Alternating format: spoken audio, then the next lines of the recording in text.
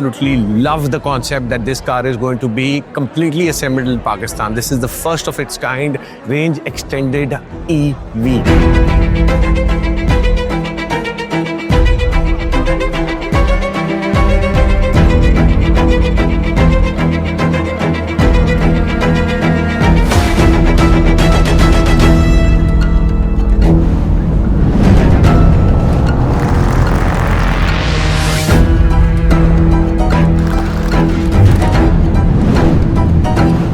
Is something unique in terms of its design, its finishing.